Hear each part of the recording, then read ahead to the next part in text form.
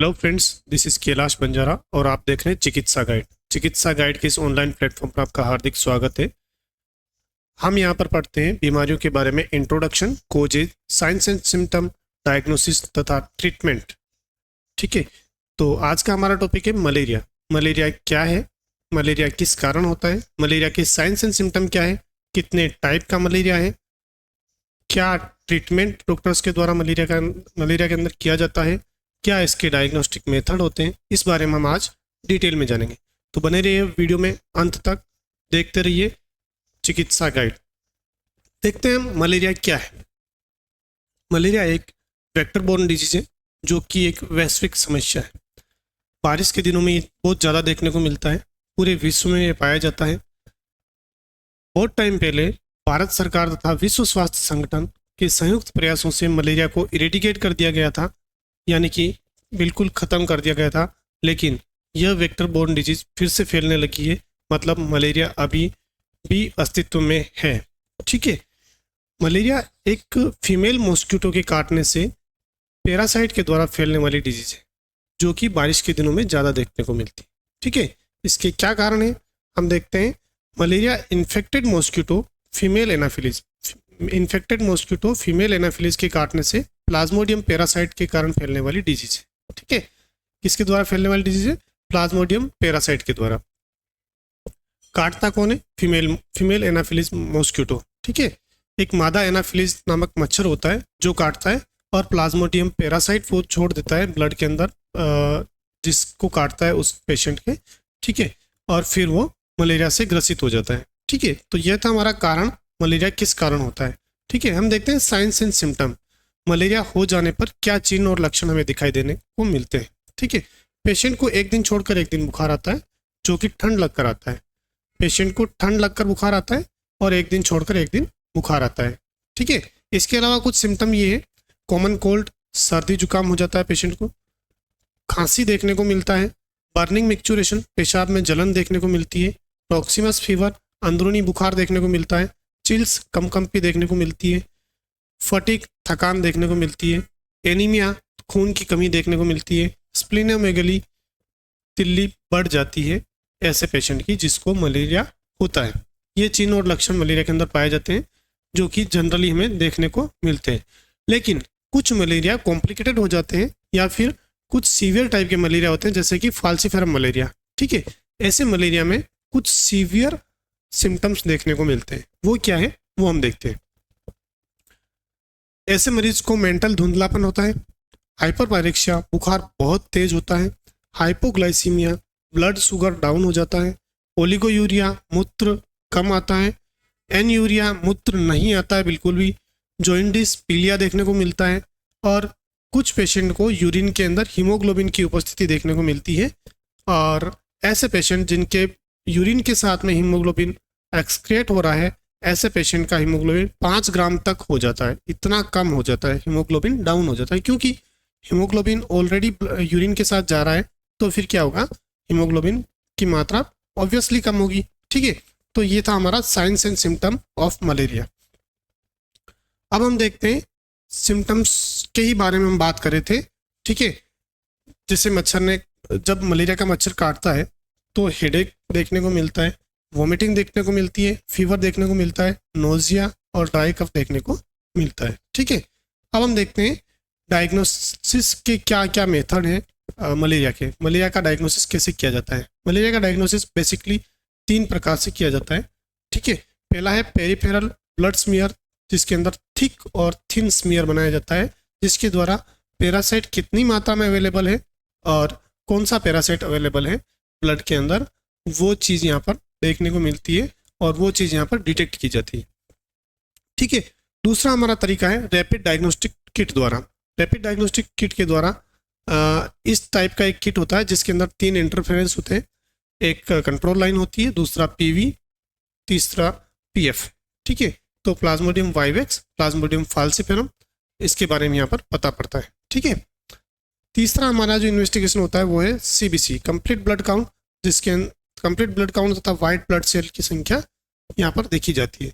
CBC करवाया जाता है कंप्लीट ब्लड काउंट, जिसके अंदर वाइट ब्लड की क्या मात्रा है, कितने कितनी संख्या में वाइट ब्लड सेल्स अवेलेबल हैं, ठीक है, और हीमोग्लोबिन की क्या मात्रा है, ठीक है, उस बारे में यहाँ पर पता पड़ता है सीबीसी के अंदर, ठीक है। तो तीसरा हमारा टेस्ट होता है कंप्लीट ब्लड काउंट, ठीक है।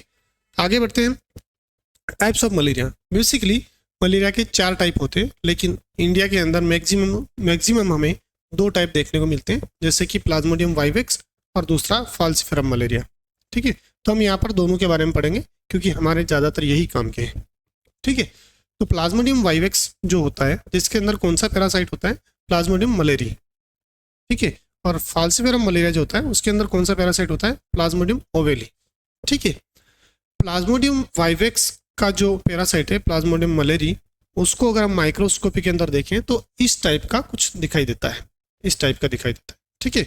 और फाल्सिफेरम मलेरिया जो है, प्लाज्मोडियम ओवेली नाम का जो पैरासाइट है, उसको अगर हम माइक्रोस्कोपी के अंदर देखें तो कुछ इस टाइप का देखने को मिलता है, ठीक है।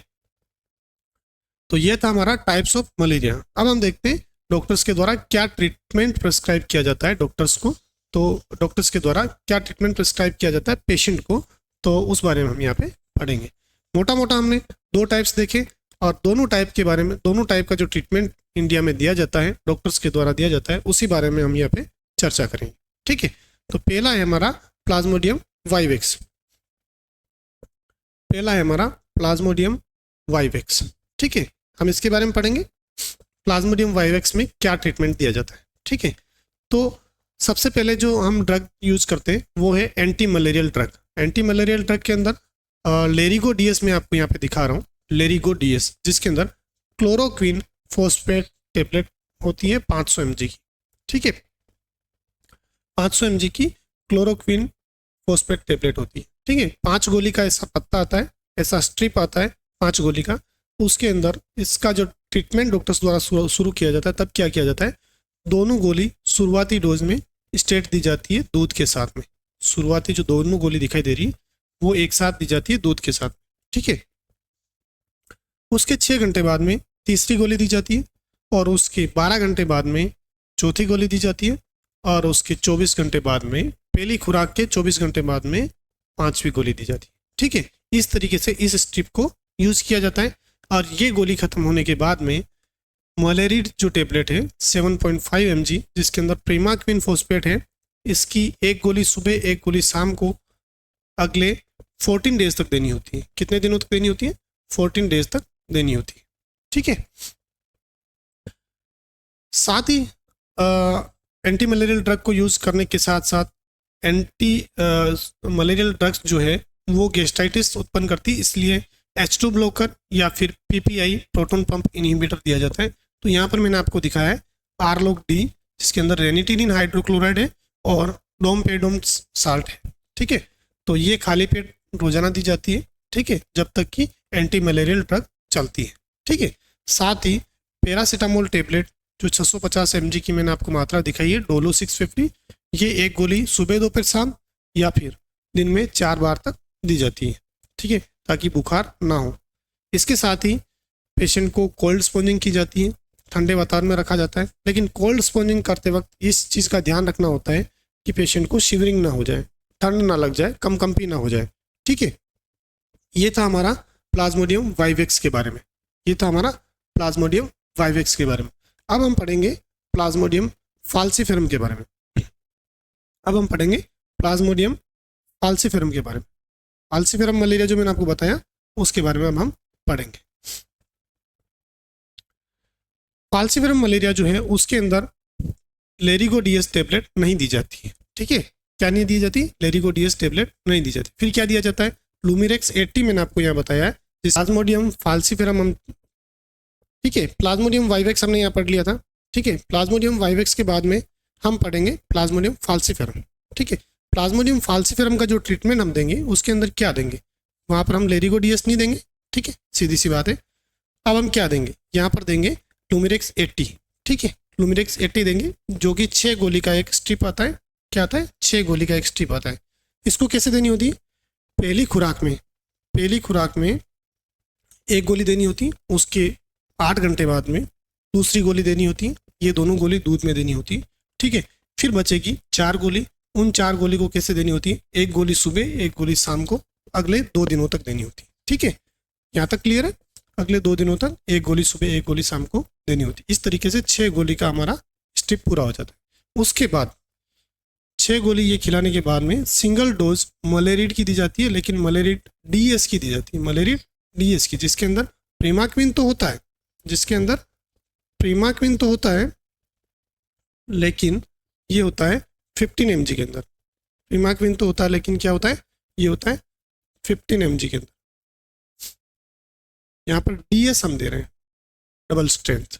ठीक है, सिंगल डोज मलेरिड की दी जाती है, मलेरिड डीएस की, जिसके अंदर 15 mg साल्ट होता है प्रीमाक्विन। ठीक है, ये हो गया हमारा फाल्सीफेरम मलेरिया का ट्रीटमेंट। ठीक है, फाल्सीफेरम मलेरिया का ट्रीटमेंट हमने देखा। उसके साथ में हमें ये रेनिटिनिन देना होगा, आरलोक डी या फिर पीपीआई कोई भी दे सकते हैं हम। ठीक है, जैसे पेंटोप्राजोल हो गया, ओमेप्राजोल हो गया या फिर रेबीप्राजोल हो गया। ठीक है, साथ में हमें पैरासीटामोल देनी होगी, 1 गोली सुबह दोपहर शाम या फिर दिन में 4 बार। ठीक है, इसी के साथ किसी भी टाइप के मलेरिया के ट्रीटमेंट के अंदर, इसी के साथ किसी भी टाइप के मलेरिया के ट्रीटमेंट के अंदर हम क्या यूज़ करते हैं, हम क्या यूज़ करते हैं, हम यूज़ करते हैं ओट्रिन कैप्सूल। 1 कैप्सूल रोजाना देना होता है, 1 कैप्सूल रोजाना देना होता है, जो कि हीमोग्लोबिन को मेंटेन रखता है और वीकनेस कम करता है। ठीक है, तो ये था हमारा मलेरिया के ट्रीटमेंट के बारे में।